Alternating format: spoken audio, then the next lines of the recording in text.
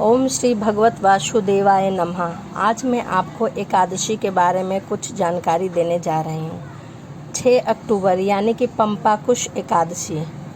पंपाकुश एकादशी का मुहूर्त ज्योतिष पंचाग के अनुसार अश्विनी मास के शुक्ल पक्ष की एकादशी तिथि 5 अक्टूबर दोपहर 2 बजे से लेकर 6 अक्टूबर सुबह 9:40 तक रहेगी।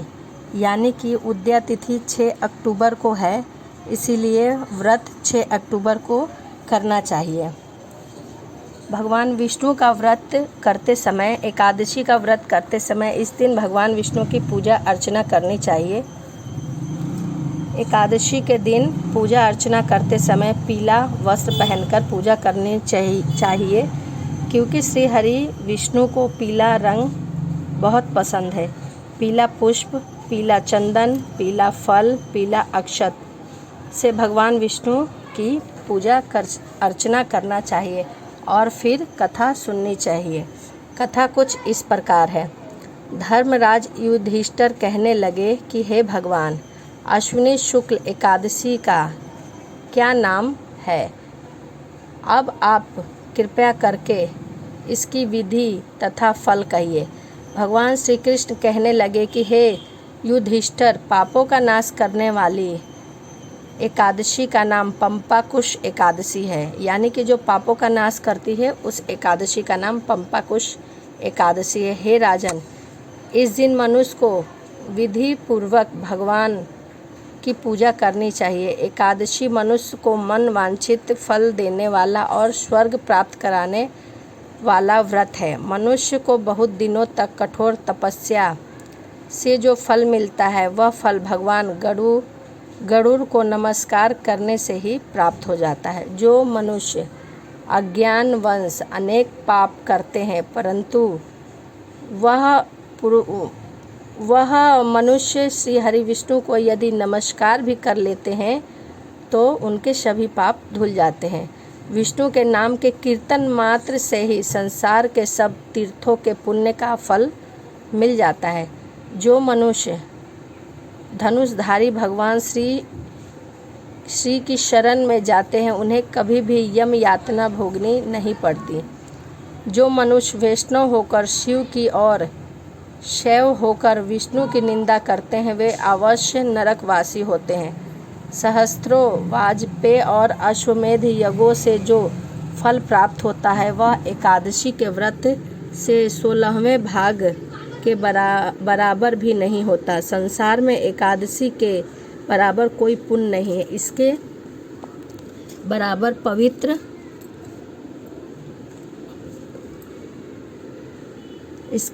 पवित्र कोई पुण्य नहीं है। इसके लोकों में कुछ भी नहीं है। इस एकादशी के बराबर कोई व्रत नहीं है। जब तक मनुष्य पधा नाव की एकादशी का व्रत नहीं करते हैं तब तक उनकी देह में पाप वास करते रहते हैं।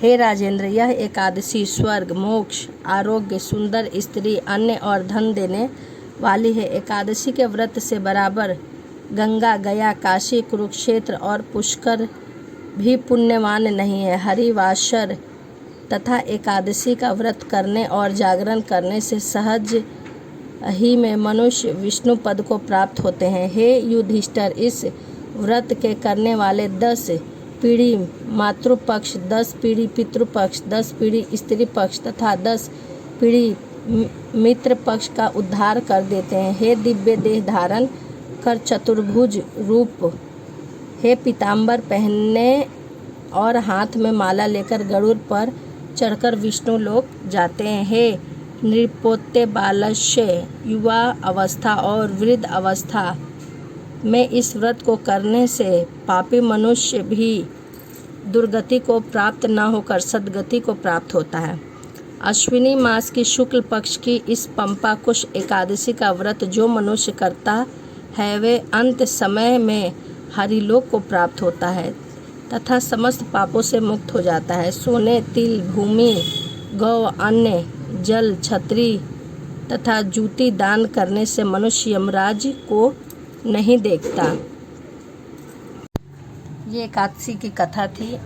एकादशी के दिन जो भी भक्त श्री हरि की उपासना करते हैं, पूजा पाठ करते हैं, उनके नामों का जप करते हैं और नमक ना खाकर मीठा भोजन करते हैं, श्री हरि विष्णु और गरुड़ भगवान उनकी सभी मनोकामनाओं को पूर्ण करते हैं। यदि कोई व्यक्ति एकादशी का व्रत नहीं रख सकता तो वह नमक ना खाकर यदि एक समय यानी कि शाम के समय मीठा भोजन करता है तो उसे भी उतना ही फल प्राप्त होता है जितना कि व्रत रख के प्राप्त होता है। तो इसलिए जो एकादशी का व्रत नहीं रख सकते वह एक टाइम मीठा भोजन करके श्री हरि की नाम को जपिए और मोक्ष को प्राप्त करिए। जय श्रीमन नारायण। राधे राधे।